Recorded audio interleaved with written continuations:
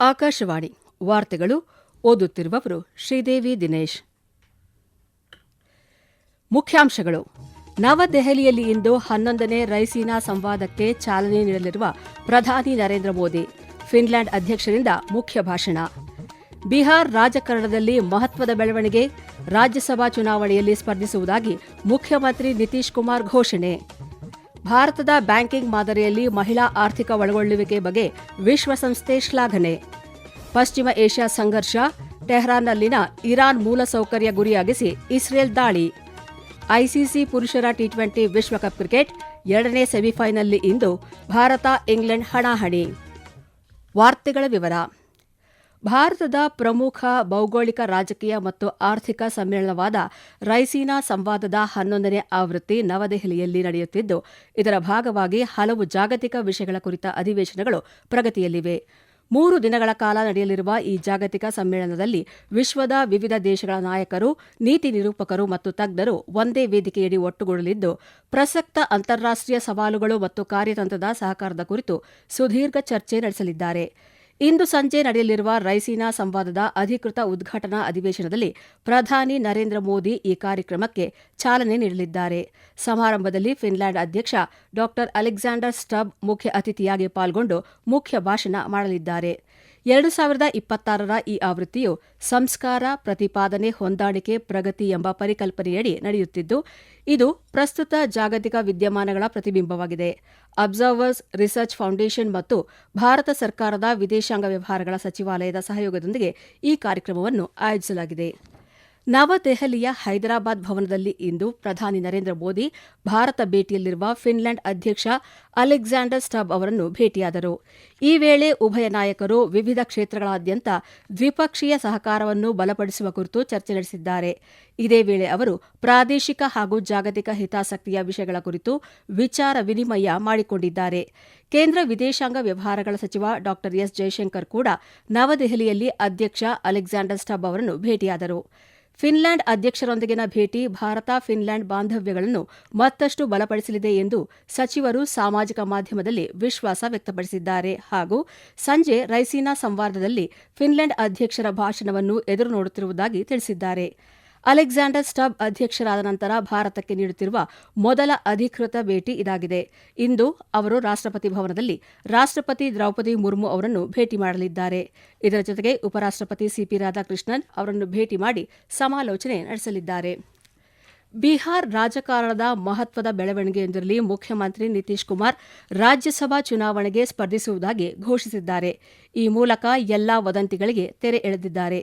ಸಾಮಾಜಿಕ ಮಾಧ್ಯಮದ ಮೂಲಕ ಜನತೆಗೆ ಈ ವಿಷಯ ತಿಳಿಸಿರುವ ಅವರು, ಕಳೆದ 2 ದಶಕಗಳಿಂದ ಬಿಹಾರದ ಜನತೆ ತಮ್ಮ ಮೇಲಿಟ್ಟಿರುವ ನಂಬಿಕೆ ಮತ್ತು ಬೆಂಬಲಕ್ಕೆ ಕೃತಜ್ಞತೆ ಸಲ್ಲಿಸಿದ್ದಾರೆ. ತಮ್ಮ ಸಂಸದೀಯ ಜೀವನದ ಆರಂಭದಿಂದಲೂ ರಾಜ್ಯ ಶಾಸಕಾಂಗದ 2 ಸದನಗಳು ಹಾಗೂ ಸಂಸತ್ತಿನ ಸದಸ್ಯನಾಗಬೇಕೆಂಬ ಹಂಬಲವಿತ್ತು. ಈ ಹಿನ್ನೆಲೆಯಲ್ಲಿ ಈ ಬಾರಿ ರಾಜ್ಯಸಭೆಗೆ ಪ್ರವೇಶಿಸಲು ನಿರ್ಧರಿಸಿರುವುದಾಗಿ ತಿಳಿಸಿದ್ದಾರೆ. ಒಟ್ಟು 10 ರಾಜ್ಯಗಳ 37 ರಾಜ್ಯಸಭಾ ಸ್ಥಾನಗಳಿಗೆ ನಡೆಯಲಿರುವ ದ್ವಿವಾರ್ಷಿಕ ಚುನಾವಣೆಯ ನಾಮಪತ್ರ ಸಲ್ಲಿಕೆ ಪ್ರಕ್ರಿಯೆಯು ಇಂದು ಮುಕ್ತಾಯಗೊಳ್ಳಲಿದೆ. ಚುನಾವಣಾ ವೇಳಾಪಟ್ಟಿಯ ಪ್ರಕಾರ ಸಲ್ಲಿಕೆಯಾದ ನಾಮಪತ್ರಗಳ ಪರಿಶೀಲನೆಯು ನಾಳೆ ನಡೆಯಲಿದ್ದು, ಅಭ್ಯರ್ಥಿಗಳು ತಮ್ಮ ನಾಮಪತ್ರಗಳನ್ನು ಹಿಂಪಡೆಯಲು ಇದೇ 9ರವರೆಗೆ ಕಾಲಾವಕಾಶವಿದೆ. ಈ ಎಲ್ಲಾ ಸ್ಥಾನಗಳಿಗೆ ಇದೇ 16ರಂದು ಮತದಾನ ನಡೆಯಲಿದ್ದು, ಅದೇ ದಿನ ಸಂಜೆ ಫಲಿತಾಂಶವನ್ನು ಪ್ರಕಟಿಸಲಾಗುವುದು. ರಾಜ್ಯಸಭೆಯ ದ್ವೈವಾರ್ಷಿಕ ಚುನಾವಣೆಗಾಗಿ ಕಾಂಗ್ರೆಸ್ ಪಕ್ಷ 6 ಅಭ್ಯರ್ಥಿಗಳ ಅಧಿಕೃತ ಪಟ್ಟಿಯನ್ನು ಬಿಡುಗಡೆ ಮಾಡಲಾಗಿದೆ. ವಿವಿಧ ರಾಜ್ಯಗಳ ಪ್ರಾತಿನಿಧ್ಯವನ್ನು ಗಮನದಲ್ಲಿಟ್ಟುಕೊಂಡು ಹಿರಿಯ ನಾಯಕರು ಹಾಗೂ ಅನುಭವಿ ಮುಖಂಡರಿಗೆ ಈ ಪಟ್ಟಿಯಲ್ಲಿ ಅವಕಾಶ ಕಲ್ಪಿಸಲಾಗಿದೆ. ಪ್ರಮುಖವಾಗಿ ತೆಲಂಗಾಣ ರಾಜ್ಯದಿಂದ ಹಿರಿಯ ವಕೀಲ ಹಾಗೂ ಪಕ್ಷದ ಮುಖಂಡರಾದ ಅಭಿಷೇಕ್ ಮನು ಸಿಂಘ್ವಿ ಮತ್ತು ವೇಮ್ ನರೇಂದರ್ ರೆಡ್ಡಿ ಅವರನ್ನು ನಾಮನಿರ್ದೇಶನ ಮಾಡಲಾಗಿದೆ. ಈ ವಾರ್ತೆಗಳನ್ನು ಆಕಾಶವಾಣಿಯಿಂದ ಕೇಳುತ್ತಿದ್ದೀರಿ.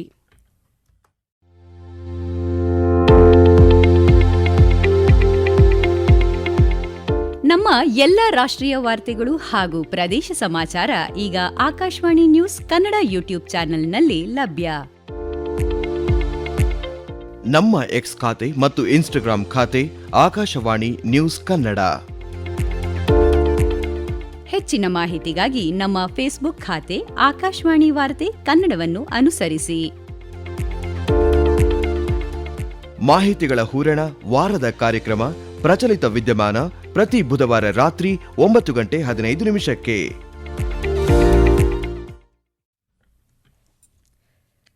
ಭಾರತದ ಬ್ಯಾಂಕಿಂಗ್ ಕಾರ್ಯಕ್ರಮಗಳು ಜಾಗತಿಕ ಮಟ್ಟದಲ್ಲಿ ಮಹಿಳೆಯರ ಮತ್ತು ಹೆಣ್ಣು ಮಕ್ಕಳ ಸಬಲೀಕರಣಕ್ಕೆ ಒಂದು ಪರಿವರ್ತನಾ ಮಾದರಿಯಾಗಿ ಹೊರಹೊಮ್ಮಿದೆ ಎಂದು ವಿಶ್ವಸಂಸ್ಥೆ ಬಣ್ಣಿಸಿದೆ. ಭಾರತದ ಬ್ಯಾಂಕಿಂಗ್ ಕಾರ್ಯಕ್ರಮಗಳ ಬಗ್ಗೆ ಶ್ಲಾಘನೆ ವ್ಯಕ್ತಪಡಿಸಿರುವ ವಿಶ್ವಸಂಸ್ಥೆ, ಸುಮಾರು 29 ಕೋಟಿಗೂ ಅಧಿಕ ಮಹಿಳೆಯರನ್ನು ಬ್ಯಾಂಕಿಂಗ್ ವ್ಯಾಪ್ತಿಗೆ ತಂದಿರುವ ಭಾರತದ ಸಾಧನೆ ವಿಶ್ವದ ಇತರ ರಾಷ್ಟ್ರಗಳಿಗೆ ಪರಿವರ್ತನಾ ಮಾದರಿಯಾಗಿದೆ ಎಂದು ಅಭಿಪ್ರಾಯಪಟ್ಟಿದೆ. ಈ ಕುರಿತು ಮಾತನಾಡಿರುವ ವಿಶ್ವಸಂಸ್ಥೆ ಮಹಿಳಾ ವಿಭಾಗದ ನೀತಿ ನಿರ್ದೇಶಕಿ ಸ್ಯಾಂಡ್ರಾ ಆಂಡ್ರಿಕ್ಸ್, ಮಹಿಳಾ ಸಮುದಾಯಕ್ಕೆ ಡಿಜಿಟಲ್ ಗುರುತಿನ ಸೌಲಭ್ಯವನ್ನು ಕಲ್ಪಿಸಿಕೊಟ್ಟಿರುವ ಭಾರತ ಸರ್ಕಾರದ ಕ್ರಮ ಅತ್ಯಂತ ಗಮನಾರ್ಹವಾದುದು ಎಂದು ತಿಳಿಸಿದ್ದಾರೆ. ಮಹಿಳೆಯರಿಗಾಗಿ ಡಿಜಿಟಲ್ ಬ್ಯಾಂಕ್ ಖಾತೆ ತೆರೆಯಲು ವಿಧಿಸಲಾಗಿದ್ದ ನಿಯಮಗಳನ್ನು ಸರಳಗೊಳಿಸಿರುವುದು ಆರ್ಥಿಕ ಒಳಗೊಳ್ಳುವಿಕೆಯ ದೃಷ್ಟಿಯಿಂದ ಕ್ರಾಂತಿಕಾರಿ ಹೆಜ್ಜೆಯಾಗಿದೆ ಎಂದು ಅವರು ತಿಳಿಸಿದ್ದಾರೆ.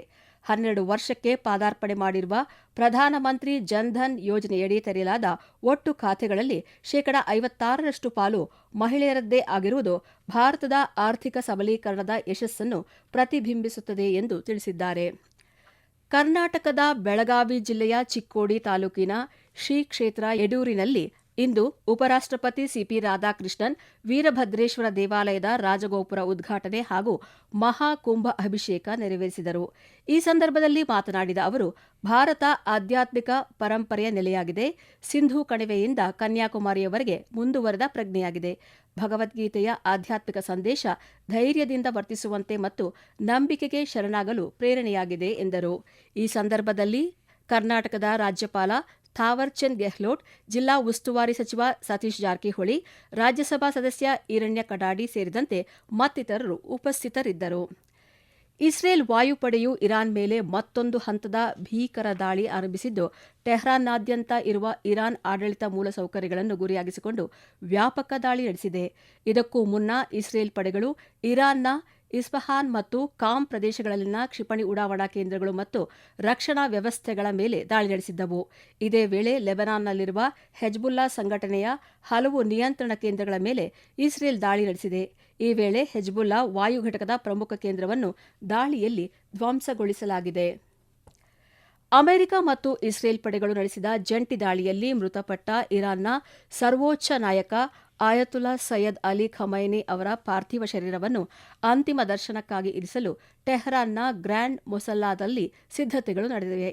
ಸರ್ವೋಚ್ಚ ನಾಯಕನಿಗೆ ಗೌರವ ಸಲ್ಲಿಸಲು ನಿನ್ನೆ ಆರಂಭವಾಗಬೇಕಿದ್ದ 3 ದಿನಗಳ ಅಂತಿಮ ವಿದಾಯ ಸಮಾರಂಭ ಇರಾನ್, ಅಮೆರಿಕ, ಇಸ್ರೇಲ್ ಸಂಘರ್ಷದ ಕಾರಣದಿಂದಾಗಿ ಮುಂದೂಡಲ್ಪಟ್ಟಿತು.